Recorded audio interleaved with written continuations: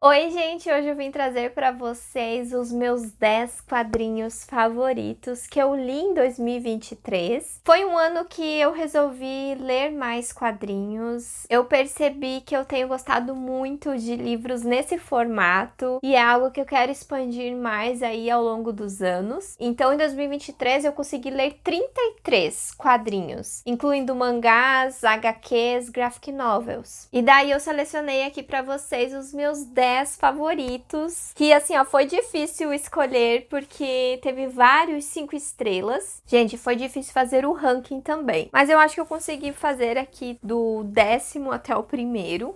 Em 10º lugar eu coloquei O Demônio na Floresta, que é uma graphic novel de Sombra e Ossos. Aqui nós temos a história do Darkling. A trilogia Grisha é uma trilogia muito querida por mim de fantasia, porque foi uma das primeiras séries de fantasia que eu li lá em 2015, 2016. Então, eu tenho um carinho muito especial por ela. Até fiquei muito triste que a série de TV foi cancelada. E aqui traz a história do jovem Darkling. Então, muito antes de Sombra e Ossos, nós conhecemos ele jovenzinho, conhecendo os poderes dele. Tem a história dele com a mãe dele, porque eles passaram a vida inteira fugindo. Então, é bem interessante acompanhar essa trajetória desse personagem, pra gente saber mais um pouco, né, como que ele se tornou esse grande personagem que a gente conhece em Sombra e Ossos. Então, pra quem gosta da trilogia Grisha, esse quadrinho não pode faltar na leitura de vocês. Ele é muito legal mesmo. Em 9º lugar, eu coloquei Chico Bento, Verdade, do Orlandelli. Essa daqui é da Graphic MSP. Eu até fui pra Comic Con Experience e encontrei ele lá, peguei o autógrafo dele, olha o desenho que ele fez pra mim. E a Graphic MSP traz histórias da Turma da Mônica, escrita por outros autores e não o Maurício de Souza. Então aqui nós temos um Chico Bento com traços diferentes, né? Desenhado pelo Orlandelli. E a história, gente, é muito fofa. Ela vai falar muito sobre o folclore brasileiro, sobre lendas, né, folclóricas como o Saci Pererê, a mula sem cabeça. E ele vai falar muito sobre a vida no interior também, como que eles acreditam. Principalmente o Chico Bento, como uma criança, né, acredita muito nessas histórias. E é muito fofo, gente. As mensagens que traz lembra muito, assim, essas mensagens de vida simples do interior que o Chico Bento sempre trouxe, né, nos quadrinhos da Turma da Mônica. Então eu recomendo bastante que vocês conheçam o Chico Bento do Orlandelli também. Em 8º lugar tem uma HQ da Dark Side, que é Mooncakes. E ela é muito fofinha. A gente conta a história de uma bruxinha e de uma lobisomem. Mooncakes é uma aventura mística sobre laços familiares, magia, livros, amores e demônios e uma encantadora história de autodescoberta. Gente, é muito fofinha e a HQ toda, assim, é bem colorida. Eu fiquei extremamente apaixonada pelos desenhos. E nós temos aqui uma história queer também que eu adorei muito ter conhecido, então ele tinha que ficar aqui em 8º lugar. O 7º lugar eu escolhi Pílulas Azuis, que foi lançado pela editora Nemo. E esse daqui, gente, é uma autobiografia do autor. Ele conta a história dele com a esposa dele, que é uma pessoa soropositivo. Então ela tem o vírus do HIV e ele vai mostrando como que foi construindo a relação deles e como que é o cotidiano deles como um casal envolvido ali com o vírus HIV. Então ele é um livro que ele traz muitas verdades e muitas coisas, por exemplo, que eu não sabia, que eu aprendi muito com essa história. Porque tem muitas coisas assim sobre o cotidiano deles, por exemplo, para eles engravidarem, para eles terem relações que às vezes é muito mais simples do que a gente imagina, sabe? Então é muito interessante o autor ter contado a própria história dele, né? A história dele com a esposa dele, para trazer muitas informações de uma forma leve, de uma forma divertida.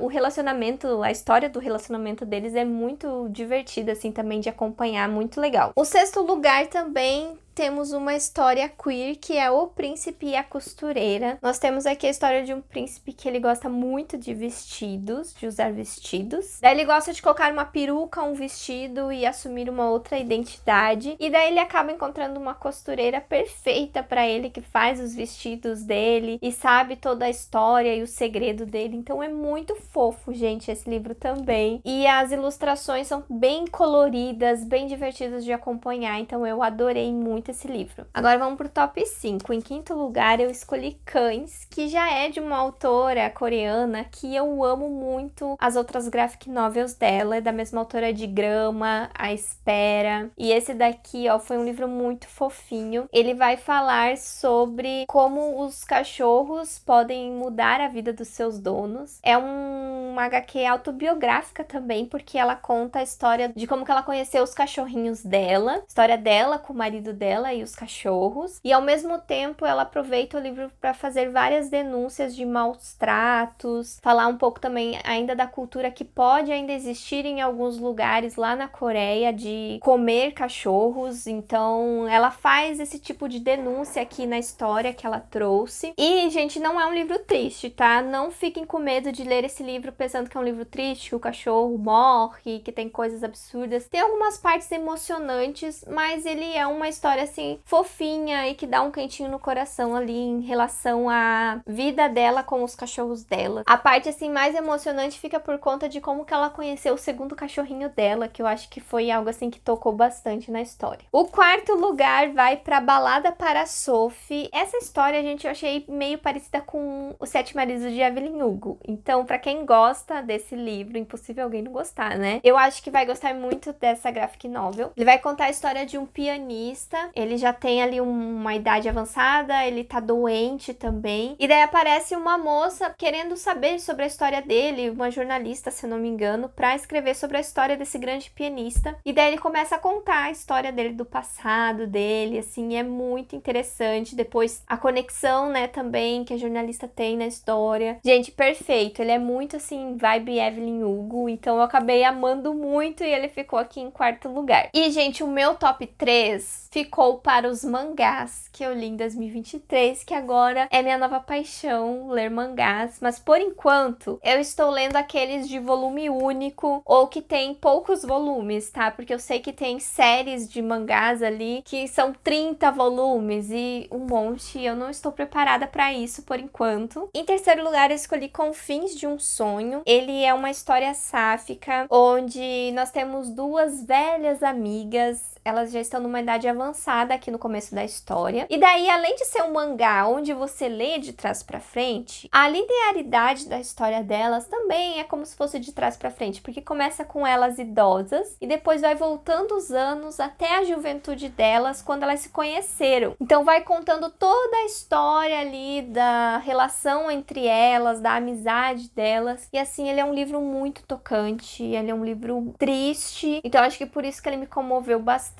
E assim, eu recomendo muito pra vocês. Assim, a história é muito sensível, assim. Então, ele ficou muito marcado pra mim, tinha que estar aqui em terceiro lugar. O segundo lugar ficou para O Cão que Guardava as Estrelas. Esse daqui é um livro com cachorro que, sim, é muito triste. Você vai chorar horrores. Eu chorei, gente. Quando que eu ia imaginar que um mangá dessa finurinha ia me fazer chorar litros?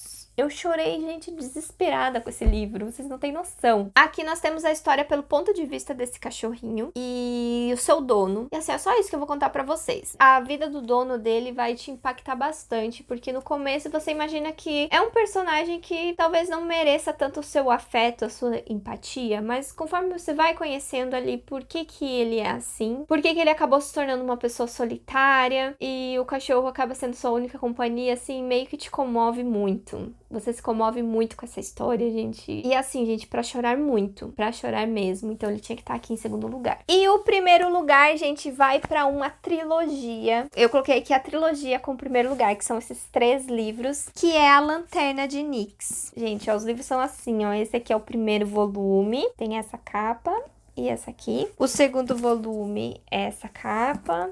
E o terceiro... Gente, que mangá maravilhoso, porque eles são grandões, então eu acho que gosto de histórias grandonas, assim, pra mangás, eu acho que funciona muito comigo. Então acho que por isso até que tem séries de mangás enormes, eu acho que tem muita coisa pra contar. E esse daqui é recheado de cultura, gente, recheado de cultura. Essa daqui, a princípio, eu pensava que era uma fantasia, mas não é uma fantasia, gente, é um romance histórico. Ele vai falar sobre o Japão do século XIX, XIX. Ali ele fala muito sobre a Revolução Industrial, porque ele traz muitos objetos que estavam se tornando tecnologias ali no Japão. Então ele é um livro que ele fala muito sobre importação e exportação de objetos e tecnologias, só que ao mesmo tempo nós temos uma protagonista incrível envolvida nisso. É uma menina que acaba procurando um emprego numa loja e ela é clarividente, ela enxerga algumas coisas quando ela toca em objetos, ela sabe quem que foi o dono daquele objeto, quem que era o dono dele, e isso chama a atenção ali do dono da loja para contratar ela. Gente, você não tem noção do quanto é grandioso o crescimento dessa personagem ao longo dos 3 livros. Você aprende muita coisa com esses livros, a parte histórica do Japão, tem muitos detalhezinhos sobre os objetos que eles fazem importação e exportação aqui também, muitas curiosidades e assim, o desenvolvimento da protagonista é muito fofo, porque ela também vai se apaixonar, ela vai aprender muitas coisas, porque ela era uma menina que não sabia nada e ela é muito ágil em aprender as coisas, ela tem facilidade de aprender outras línguas também, e o quanto ela vai voar, sabe, pelo mundo e conhecer coisas novas, é muito legal, gente. Vocês precisam conhecer esse mangá, é perfeito, eu recomendo muito pra vocês, e foi a minha leitura favorita de quadrinho de 2023. E é isso, gente, eu espero que vocês tenham gostado das minhas recomendações. Se você tem aí outros livros pra me indicar, deixa aqui nos comentários qual foi o seu quadrinho favorito que você leu em 2023. Eu vou deixar o link de todos eles na caixa de descrição. Vocês comprando com o link do canal acabam me ajudando muito. E aqui do lado vai ter a playlist com outros vídeos de listas que vocês podem gostar também. E eu vejo vocês no próximo vídeo. Tchau!